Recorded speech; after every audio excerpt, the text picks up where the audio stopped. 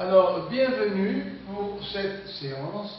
Nous allons corriger l'exercice 4 de la spécialité pour les élèves qui ont choisi les maths en spécialité.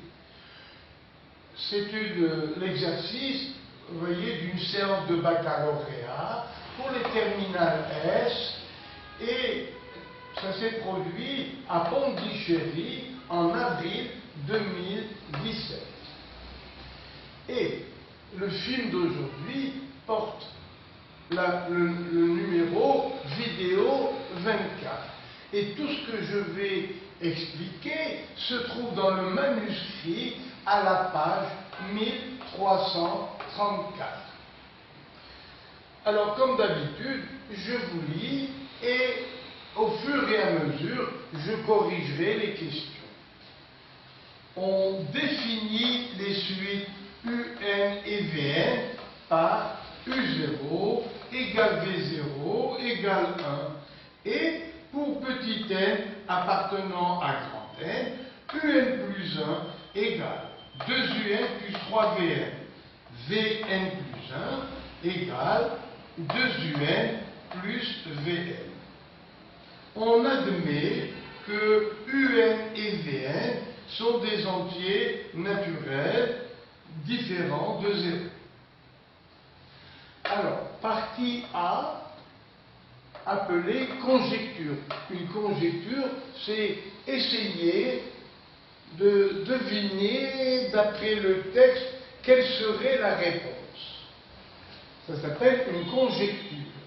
Alors, mademoiselle Flore a calculé les premiers termes des suites, les deux suites dont on a parlé maintenant, à l'aide d'un tableur. Une copie d'écran est donnée ci-dessus. Alors, voilà quelques valeurs de n, les valeurs de un et les valeurs de vn.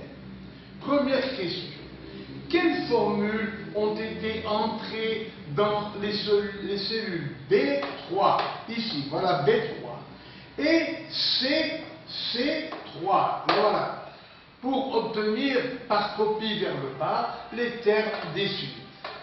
Eh bien, regardez, 5, ce 5, c'est 2 fois, ça c'est UN plus 1, donc c'est 2 fois UN, ça veut dire la ligne d'au-dessus. C'est 2 fois B2, donc B3, c'est 2 fois B2 plus 3 fois C2.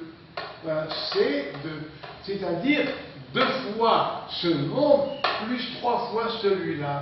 Donc, B3 égale 2 fois B2 plus 3 fois C2. Et à quoi est égal C3? À quoi est égal Vn plus 1? C'est 2 fois le U de la ligne inférieure, plus haut, plus 1 fois Vn. Donc c'est 2 fois B2 plus C2. Le voilà. C3 égale 2 fois B2 plus C2. Deuxième question. Soit n un entier naturel. Conjecturer la valeur du PGCD, UNVN, de UN et de VN. Aucune démonstration n'est demandée. Alors, regardons les différentes valeurs de UNVN. UNVN. Eh bien, à chaque fois, ce sont deux nombres qui sont premiers entre eux. Donc, leur PGCD est égal à 1. Et voilà. Donc, pour n différent de 0, les nombres UN et VN, pour chaque rang, n égale 1, n égale 2, n égale 3, 4. Pour chaque rang, les nombres UN et VN sont premiers entre eux. On peut donc conjecturer que le PGCD de UN et VN est égal à 1. Alors, troisième question de la partie A. La conjecture de Flore est valable? Alors, troisième question. Ah, là voilà. Flore, troisième question. Pour les termes de rang 10, 11, 12, 13, mademoiselle Flore obtient les résultats suivants. Et que devient UN divisé par VN? Voilà UN, voilà VN. Grâce à la calculatrice, on trouve UN sur VN. Et c'est très évident, UN sur VN se rapproche de 1,5. Donc, la suite UN sur VN, du moment qu'elle a une limite, on dit qu'elle est convergente vers 1,5. Donc, troisième question de la partie A, la conjecture de Flore est valable car la suite UN sur Vn semble converger vers 1,5. Mais la véritable démonstration se fera à la fin du problème. Alors, partie B, étude arithmétique. Démontrer par récurrence que pour petit n appartenant à grand N, on a cette formule.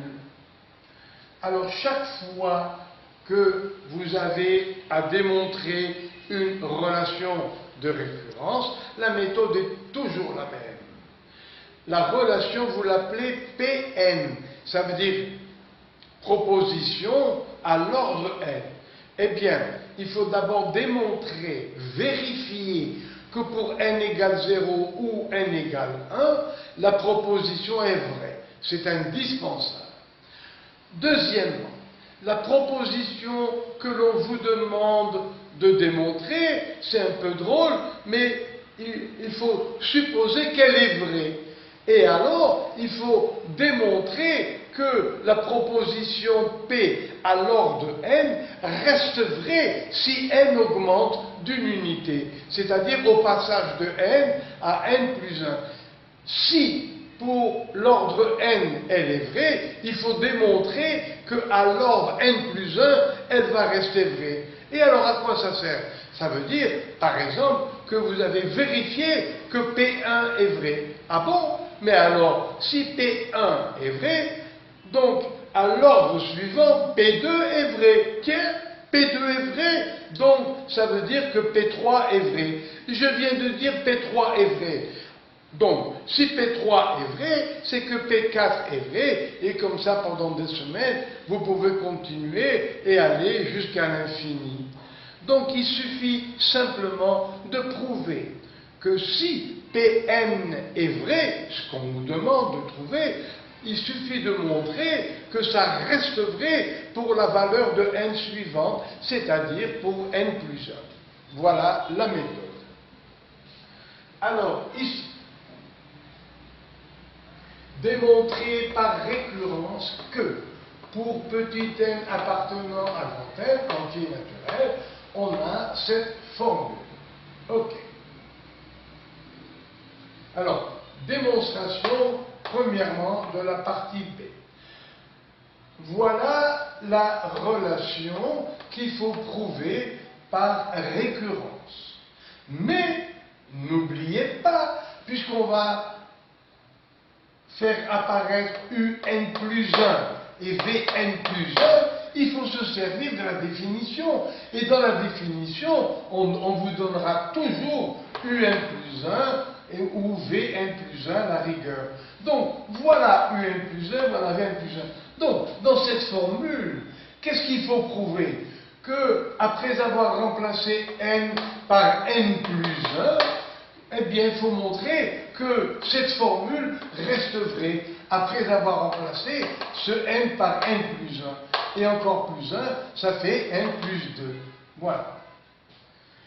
Alors, je vous relis la démonstration. Vérifions si P0 est vrai. Ça fait 2U0. U0 vaut 1. V0 vaut 1. Ça fait 2 moins 3. Oui, c'est égal à moins 1 puissance n plus 1, qui est égal à plus ou moins 1. Moins 1 puissance n plus 1, ça veut dire que si n est impair plus 1, ça fait pair, et ça fait plus 1. Si n maintenant est pair, n plus 1 est impair, et moins 1 puissance impaire, ça reste moins 1. Ça veut dire que l'essentiel est de trouver ici égal 1 ou égal moins 1. Ça revient au même.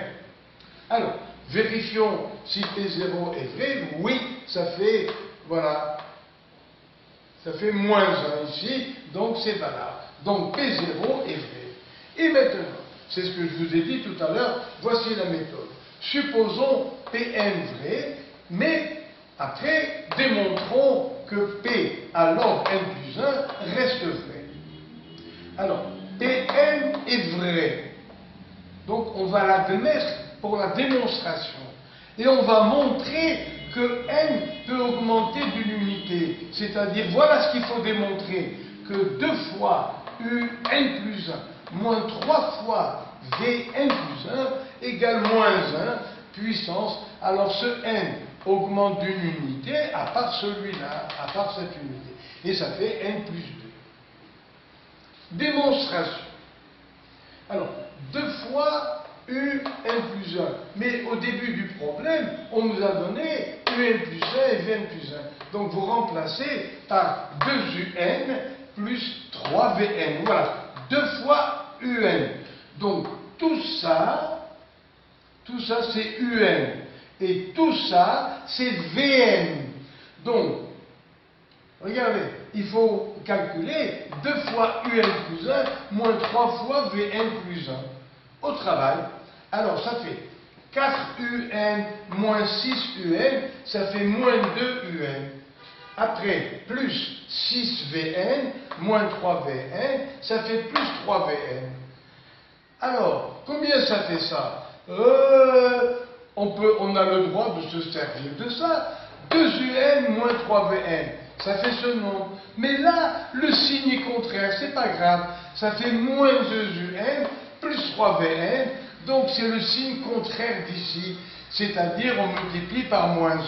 Et finalement, ça nous fait moins 1 à quelle puissance?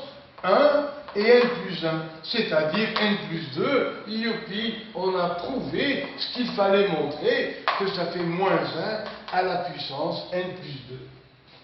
Donc, P n plus 1 reste vrai, donc on peut écrire avec joie que Pn est toujours vrai, et vrai pour petit n appartenant à grand n. Et voilà. Alors, pour la suite, alors B, deuxièmement, soit petit n appartenant à grand n, déduire de ce qui précède la valeur du PGCD de UN et Vn.